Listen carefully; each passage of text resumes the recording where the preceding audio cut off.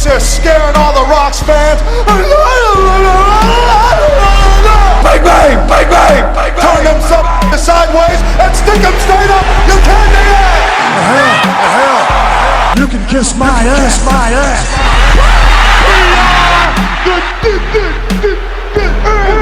It doesn't matter. Oh, it doesn't matter.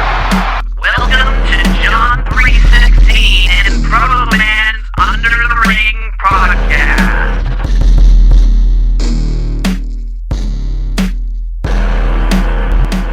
Hey John, what's happening? Hey Austin, just a question about SummerSlam and when Owen Hart and that accident happened with you. Yeah. Did he ever give you a phone call saying that he was sorry? Because I heard in another documentary with Brett saying that he forgot. And then how bad did it hurt on a 1 to 10 level? Oh man, first of all, no, I never got a phone call, but I got over that nonetheless. I wish Owen was still around. What'd you ask me? How bad it hurt? Yeah, on a 1 to 10 level, obviously it hurt. But man, I tell you what, I remember I was just someone just asked me about the invasion angle. I can't remember the invasion angle, but I can remember that night, and that was Meadowlands Arena in East Rutherford, New Jersey, and we had about 18,000 people there on pay-per-view, and went up for that. I spun him around, and then he spun me around, and dropped me on my head, and it was just like I heard a real loud noise, and that noise was Owen's ass and my head hitting that mat. And it felt like someone had just hit a big gong that went through my body, and I just knew instantly I was paralyzed and I could not move. But I stayed razor sharp. I was awake. I never got knocked out. Now, when I saw footage backstage, and I'm kind of just I got pretty scared after that. I didn't get emotional in the ring. I had to finish the task at hand, and I was a transient quadriplegic for about 60 seconds. I couldn't move, and I was supposed to win that match with a Stone Cold Stunner. And, the only reason I called an audible for the roll-up was because, if you remember, there was a stipulation in that match, which was a kiss my ass stipulation. So I figured if I didn't get my ass up and roll him up somehow, then, I didn't want to have to go to that stipulation. And I was, getting white hot, and that IC title really meant a lot to me. So I remember calling the audible, and after I could finally roll to my belly, and I couldn't crawl on my hands because at the time my hands wouldn't work. And if you watch that back and you watch when they play that slow motion of me trying to even crawl, it looks like someone had to spray WD-40 on my knees for them to finally move because I had no controls over those muscles. And I told Earl, tell Owen, roll up for the win. And it was everything I could do, mister, to get on my hands and knees and crawl to him and just barely pull him back. And be it known, you're hearing it from me firsthand, that was the worst roll-up in the history of the business. But I was discombobulated out of I was sharp. I knew what I was doing, but the lights were on, but nobody was home. And I believe I was probably concussed at that time. And we got out of the match. Owen thankfully stayed down for the 3 count. It looked bad, and he sacrificed himself for it. And then he complained afterwards that I was pulling the tights. And he got out of the ring, and it was a few minutes, about 30, 40 seconds go by, and I'm trying to get up, and I can't. And they send the other 2 referees out to the match, out to the ring to help me get up. I think it was Jimmy Corderas and Earl Hebner. And if I'm not mistaken, that was Tim White working that match, but they all tried to pick me up. And I remember when I won that match, I was going to give a signal to the crowd, and they handed me the belt, and I tried to stand there on my own, and I raised that belt over my head. And if you watch that video back on WWE Network or YouTube, man, the lights are on, but ain't nobody home. So it hurt like hell. And when I went to the back, where the pain was, it wasn't really in my neck at the time anymore. It felt like when you have a serious trauma to 2, 3, and 4, 5 vertebrae, that's your arms and your legs, and it felt like someone had rubbed a big patch of icy hot on my anterior delts, the front of both of my shoulders, and they would burn like fire for about 2 weeks. And I floated around all the doctors and saw them, and then finally, I didn't think that burning sensation was ever going to go away.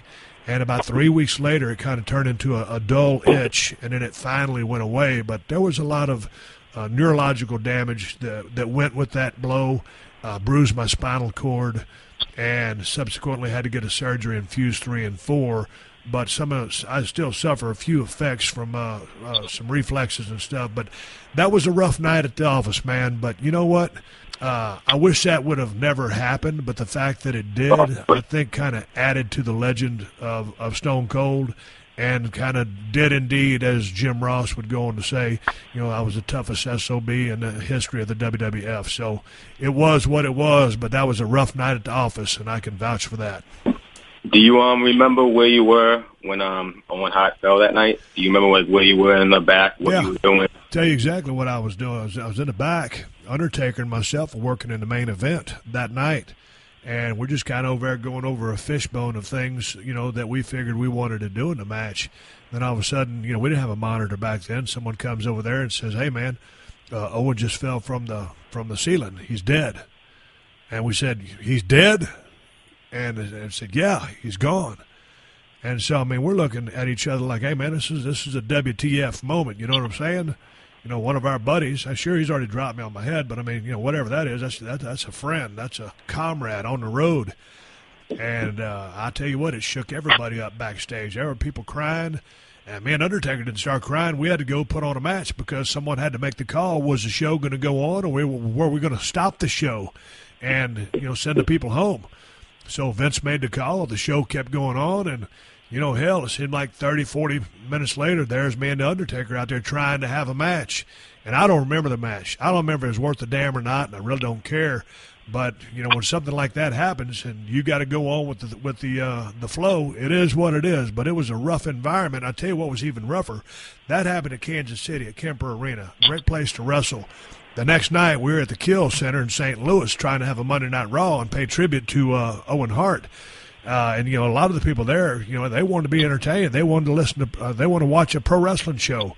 And again, you're in precarious waters because you just can't go have a full blown show when you just lost one of your own.